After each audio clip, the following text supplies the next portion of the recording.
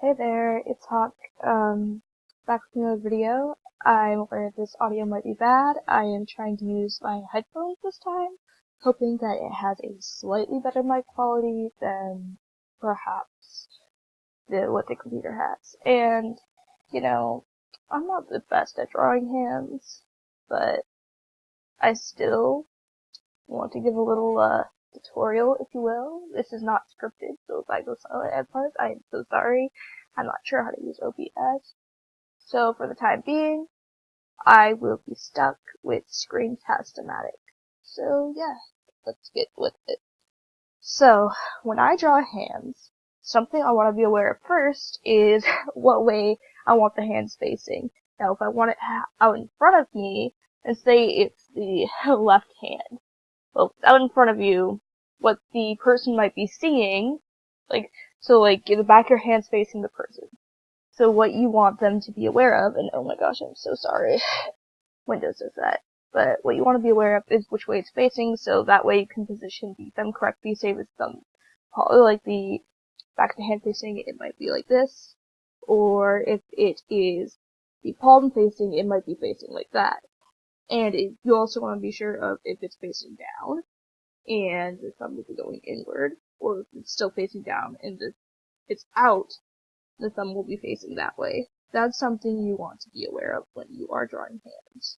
So yeah, when I draw hands, if it's just a normal hand, and my fingers are crazy, I am sorry, I do the square and triangle method.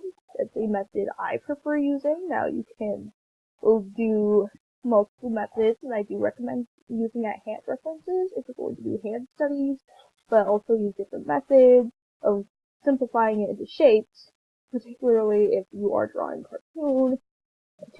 cartoonish sort of thing, but you still want to have the hand anatomy down.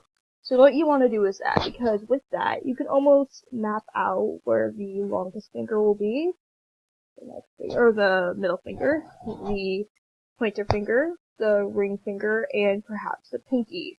This will help you know where they might go.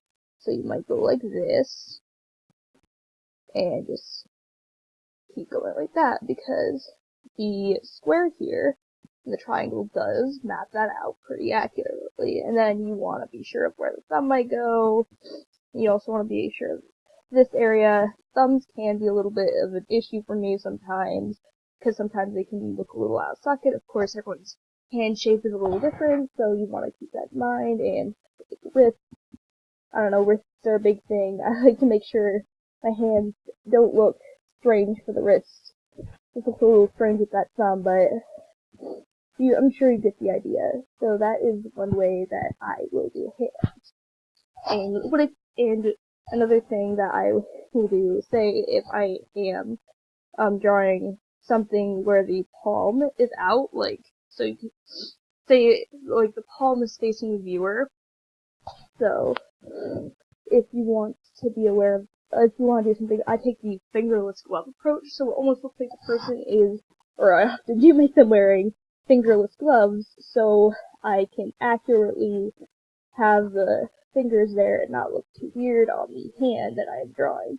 I might just go like that, and maybe try to space it out maybe a little evenly.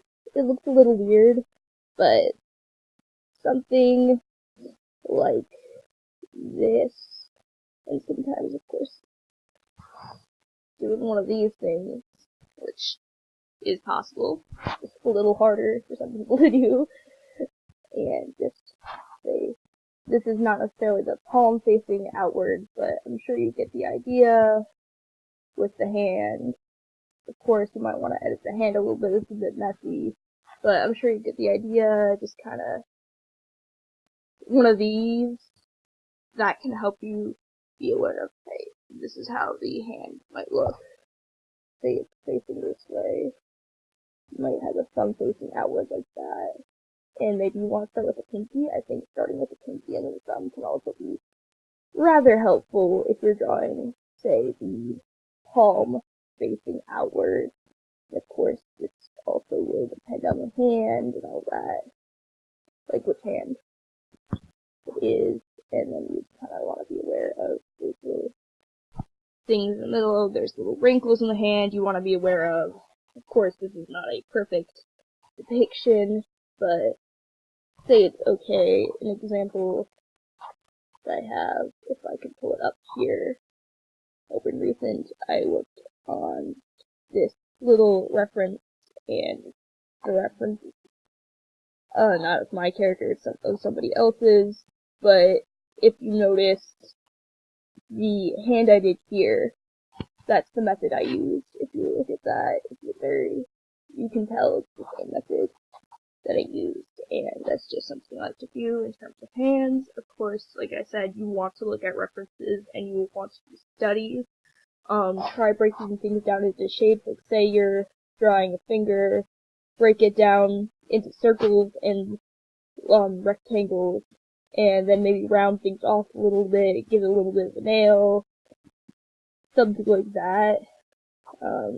Just try to be aware. Some people have a little bit more some people do have, I guess you could say, a tiny bit of webbing depending on the person. They're not the actual webbing, but I know some people who it looks like that on them. Just maybe be aware. Something just kind of be aware of how spacing all that, like I keep saying. Just break it down into shape until you feel comfortable not doing that. I mean, I still do shape just so I know it's being accurately drawn. I think this works. I know there are some other methods with like a circle and lines. I recommend just looking at different tutorials, maybe, again, references. I'm honestly repeating myself at this point. I hope you can understand me. This is Hawk, setting out.